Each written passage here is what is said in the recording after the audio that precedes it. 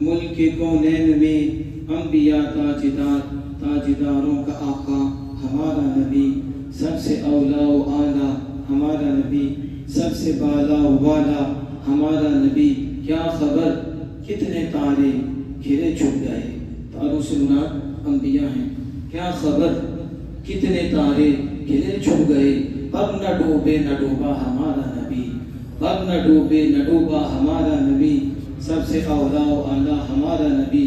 قرن و بدلی، زمانے بدلتے رہے، نبی آتے رہے، قرن و بدلی رسولوں کی ہوتی رہی، قرن و بدلی رسولوں کی ہوتی رہی، چاند بدلی کا نکلا ہمارا نبی، سب سے اولا و اعلیٰ ہمارا نبی، سب سے بالا و والا ہمارا نبی۔ ختم نبوت رسول اللہ کی مرکزی شان ہے، ختم نبوت رسول اللہ صلی اللہ علیہ وسلم کی مرکزی شان ہے، اس لیے دشمن ختم نبوت پریشان ہے، اس لیے دشمن ختم نبوت پریشان ہے۔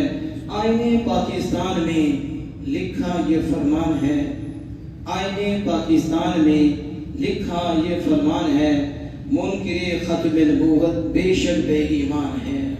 خالق کائنات مالک کائنات جل جلالہ کے فضل و کرم اور اس کی مہربانی سے نبی مکرم فخر معلم صلی اللہ علیہ وسلم کی نگاہ عنایت سے جامع مسجد نوری میں یہ 10واں ختم نبوت درس ہے اور اس کی 10ویں نشست پاک ہے۔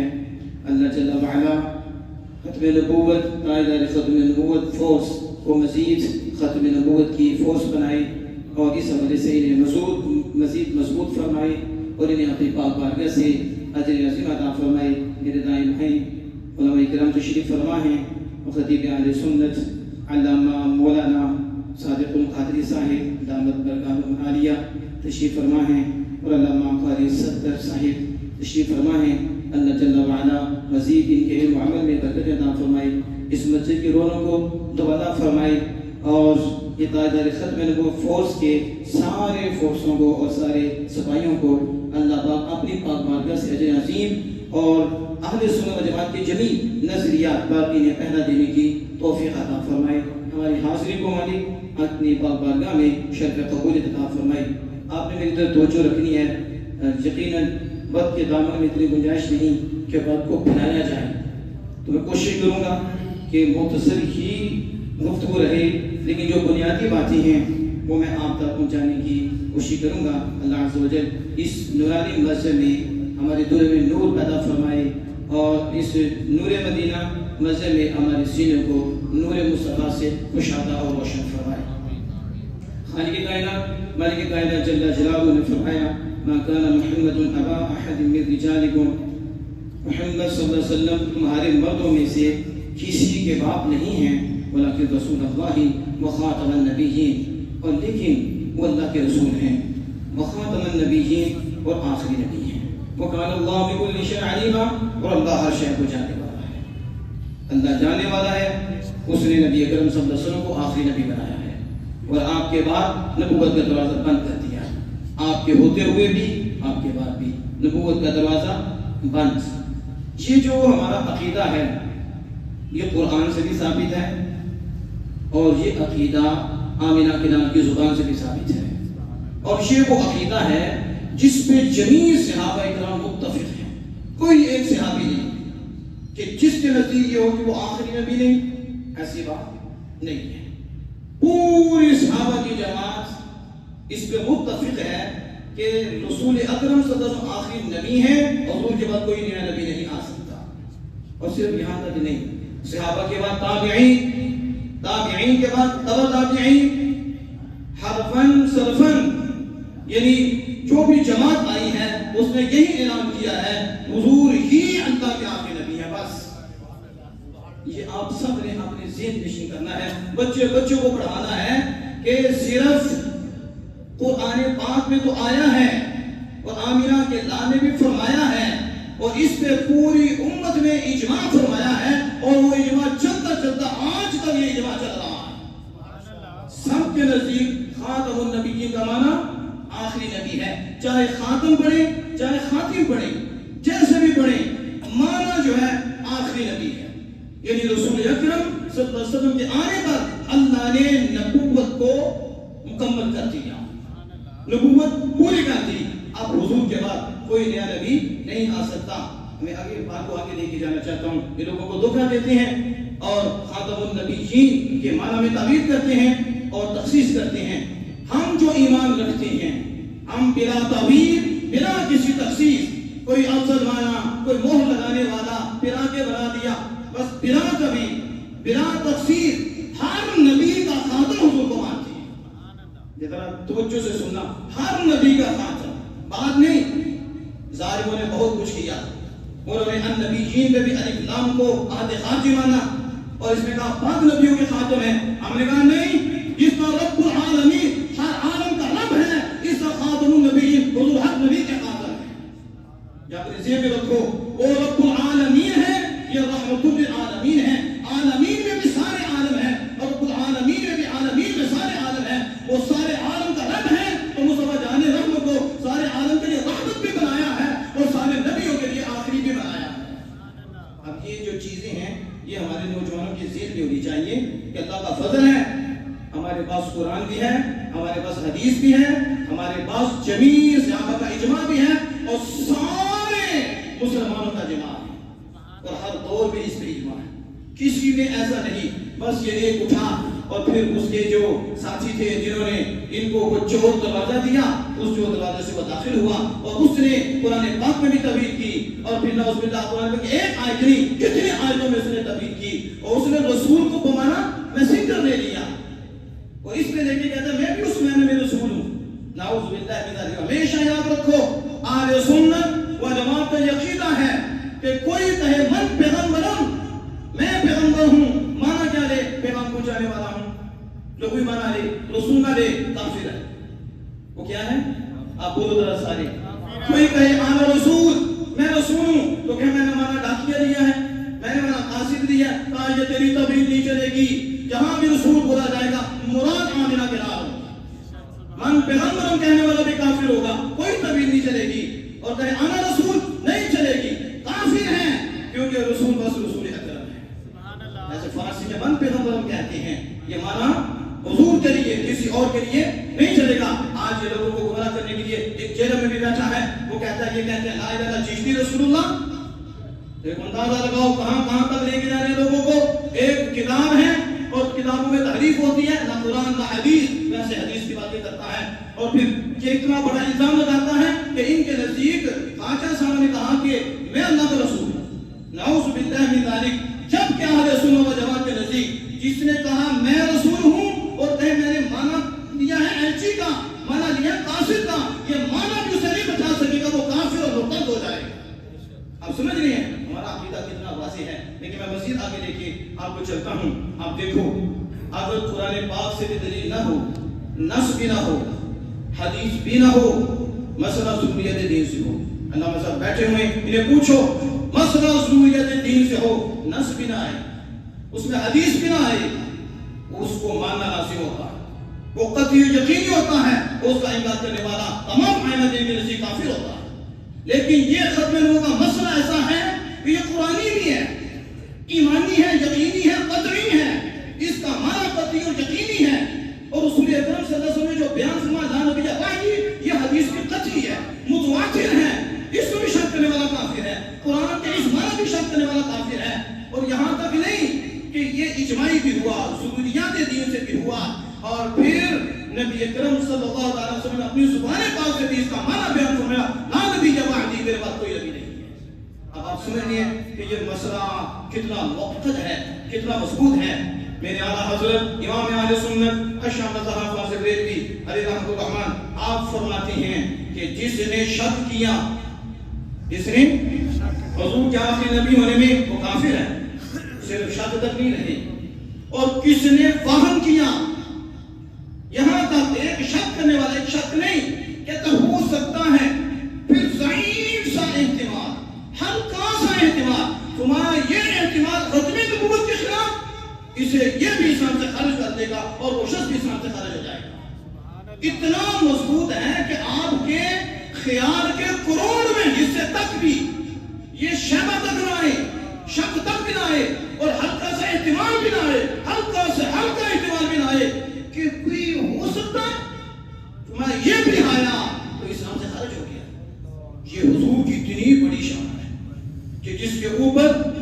مضبوط ترائن ہے، اتنی مضبوط گفتگو ہے.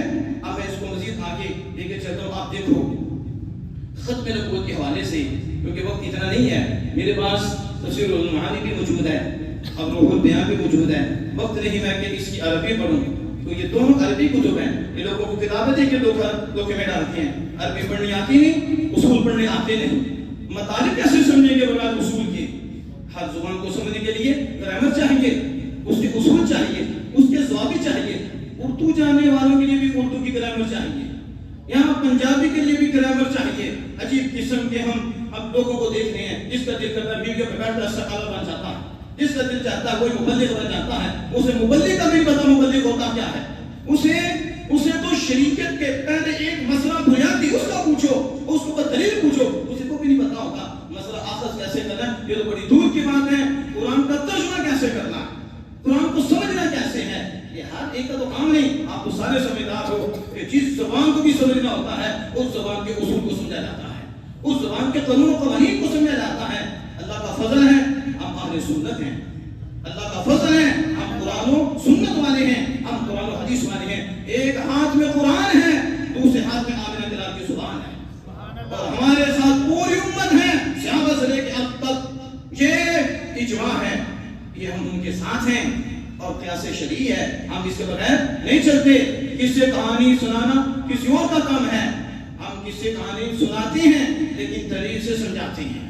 وہ کس سے کہانی سے وضاحت بھی کرتے ہیں. لیکن آپ دیکھیں علامہ آلوسی لکھتے ہیں کہ اللہ پاک نے فرمایا تمہارے مردوں میں سے محمد صلی اللہ علیہ وسلم کسی کے باپ نہیں ہے، ولیکن رسول اللہ وخاتم النبیین، لیکن اللہ کے رسول ہیں.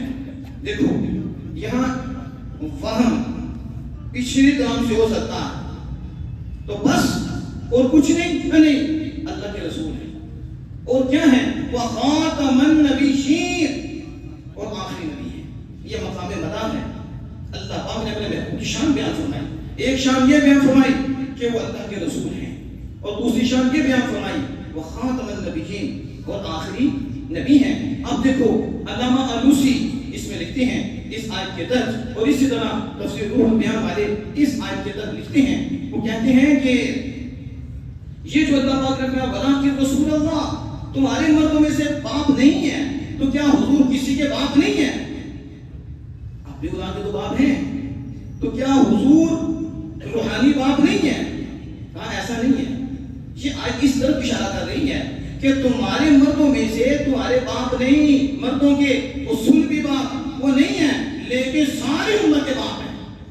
ولیکن رسول اللہ، سب کے رہنمائی فرمانے والے ہیں، سب پہ شفقت فرمانے والے ہیں، سب پہ کرم فرمانے والے ہیں، سب پہ فضل فرمانے والے ہیں. اور پھر علامہ آلوسی لکھتے ہیں کہ حضور سب سے کامل باپ ہیں. سارے رسول امت میں باپ کا درجہ رکھتے ہیں، اور سارے نبی اپنی امت میں باپ کا درجہ رکھتے ہیں. باپ حقیقی کی طرح ہر نبی روحانی باپ ہوتا ہے، اور پھر امت کی وہ کیا کرتا ہے، ان کی رہنمائی فرماتا ہے، ان پہ شفقت فرماتا ہے. وہ اللہ کی طرف سے وحی آتی ہے، پھر وہ وحی کو پہنچاتا ہے، انہیں دعوت دیتا ہے. تو ہر نبی اپنی امت میں باپ کی طرح ہوتا ہے. جیسے حقیقی باپ بچوں پہ شفقت فرماتا ہے، اپنے اولاد پہ شفقت فرماتا ہے، ایسے ہی نبی کی یہ اولاد ہے روحانی، اور نبی ان کا باپ ہے، اور وہ ان کی کیا کرتے ہیں، ان کی رہنمائی فرماتے ہیں، ان پہ شفقت فرماتے ہیں. لیکن علامہ آلوسی فرماتے ہیں حضور کا باپ ہونا اور دوسری طرف سارے رسولوں کا باپ ہونا اور سارے رسولوں کا شفیق ہونا میں ایک طرف ہے، اور آمنہ کے لال کی شفقت اور حضور کا باپ ہونا سب سے زیادہ ہے.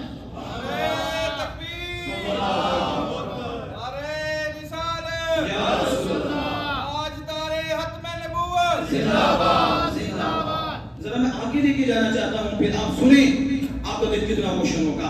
ہم کہتے ہیں پڑھو ہمارے بزرگوں، ہمارے علماء کو، کیا انہوں نے لکھا ہے ختم نبوت کے حوالے سے، رسول اکرم صلی اللہ علیہ وسلم کے حوالے سے. تم کیا بات کرتے ہو کہ کمی رہ گئی ہے، ایسا رہ گیا ہے، اب ضرورت ہے، اب پھر وحی چاہیے، اب پھر نبی چاہیے، امت بگڑ گئی ہے، ایسا معاملہ ہو گیا. طرح طرح کے وسوسے ڈال کر عیسیٰ علیہ السلام کے متعلق یہ بات کر کے کہ عیسیٰ علیہ السلام نے بعد میں آنا ہے تو نبی کی ضرورت نہیں تھی، تو پھر عیسیٰ علیہ السلام کیوں آگے، اور عیسیٰ علیہ السلام اتنی دور کے ہیں اور بنی اسرائیل کے نبی ہیں. آج بھی نیٹ میں موجود ہے جو یہ بکواس کرتا ہے کہ تم نے اتنا دور کا نبی لیا ہے اور وہ پرانا نبی ہے، نعوذ باللہ من ذالک. تو ہمارا مٹھا کھانا جو آ گیا ہے تو یہ قریب لکھا ہے تم اسے کیوں نہیں لیتے؟ اس وقت بھی تو نبوت کی ضرورت پڑ رہی تھی. ہم کہتے ہیں تمہیں پتہ ہی نہیں، تمہیں پتہ ہی نہیں. تو نے سمجھا حضور جیسے پہلے نبی تھے ویسے حضور ہیں، نبوت میں ایک ہیں لیکن درجوں میں سب سے زیادہ ہمارے آقا ہیں. اور حضور نے کو کبھی چھوڑی نہیں. رب نے بھیجا ہے، کتاب بھی آخری ہے، امت بھی آخری ہے، آمینہ کے لال بھی آخری ہے. اب توجہ فرمائیں. اب یہی تو مسئلہ تھا کہ جس کو اس نے اٹھا کر یہ اعتراض کیے اور ہمارے لوگ آگے پریشان ہوتے ہیں اور ان کو سنتے ہیں. ہم کہتے ہیں مت سنو ان کو، مت سنو، اپنا ایمان بچاؤ. علماء حق کو سنو، علماء حق کے پاس بیٹھو. جس کا خط بالکل کے حوالے سے دھڑا کے مسئلہ ایسے ہوا نا، ساری عبادت ضائع ہو جائے گی، ساری عبادت ضائع ہو جائے گی، برباد ہو جائے گا وہ انسان. آپ کو علامہ علوسی پتہ کیا فرماتے ہیں؟ حضور اشفق ہیں، حضور کی شفقت اپنی امت پہ باقی نبیوں کی شفقت سے زیادہ ہے. کیوں؟ وجہ کیا ہے؟ وجہ لکھتے ہیں. آپ وجہ سنیں گے آپ کی زبان سے سبحان اللہ نکلے گی. ویسے بھی نہیں، آپ کے چہرے میں دیکھ رہا ہوں چمک رہی ہیں. آپ سنیں گے آپ کو سمجھ آئے گی کہ دیکھو ہمارے علماء، ہمارے اکابر، وہ ہمارے بابے ہیں جنہیں بڑے بڑے حالات ہی ہیں. یہی ہے وہ. اب کیا کہتے ہیں علامہ علوسی؟ علامہ علوسی فرماتے ہیں رسول تو آئے، نبی تو آئے، اور نبی آتا شفقت بھی فرماتا، لیکن ان کی شفقت کمال کو نہیں پہنچی. یعنی کامل شفقت اور کامل خیر خائی نبی سے نہیں ہوئی. دیکھو ایک ہی امت کی طرف ایک نبی آیا، پھر دوسرا نبی اسی امت کی طرف آ گیا، انہیں کی طرف آیا. اب کہا میرا کلمہ پڑھو اور اس طرح اللہ بارک میں اس طرح کرو. تو کہا کہ ایک نبی نے جائز ہے کہ شفقت تو کی لیکن کمال شفقت ہو، اور کمال شفقت نہیں کی اور کمال خیر خائی نہیں کی، کمی رہ گئی. پھر دوسرے آئے، انہوں نے آ کے کی، پھر ان کے رہ گئی. کیسے؟ اسی مثال دے کے سمجھاتے ہیں. کیسے؟ دیکھو ہر نبی جو تھوڑا سا رہ جاتا وہ دوسرے پہ بھروسہ کر لیتا کہ میرے بعد آنے والے ہیں تو یہ تھوڑی شفقت ہے یہ پوری کر دیں گے، یہ تھوڑی ہے یہ پوری کر دیں گے. کہتے ہیں جیسے حقیقی باپ ہوتا ہے اور باپ کو جب پتا ہوتا ہے کہ میرا نائب موجود ہے، یعنی میرا بھائی ہے، میرا بھائی کوئی ایسا ہے نائب جو میرے بچے کی تربیت کرے گا، جو تھوڑی سی کمی رہ جائے گی وہ پورا کر دے گا، تو اس لیے باپ اتنی توجہ نہیں کرتا. وہ کہتا ہے چلو وہ تو ہے نا، نائب پہ بھروسہ کر لیتا ہے اور اس پہ اعتراض کر لیتا ہے. تو کہاں جب نبی آتے انہیں پتا تھا پھر آنا ہے تو پھر وہ دوسرے پہ اعتراض کر لیتے، دوسرے پہ بھروسہ کر لیتے، وہ بھی آگے اعتراض کرتے کہ میرے بعد بھی تو آنا ہے، جو شفقت رہ جائے وہ پوری کر دیں گے، وہ آ جائیں گے وہ پوری کر دیں گے. لیکن جب میرے اور آپ کے آقا آئے ان کے بعد تو کسی نے نہیں آنا تھا، ان کے بعد تو کوئی ایسا سلسلہ ہی نہیں. پہلے نبیوں کے ہاں تو دروازہ کھلا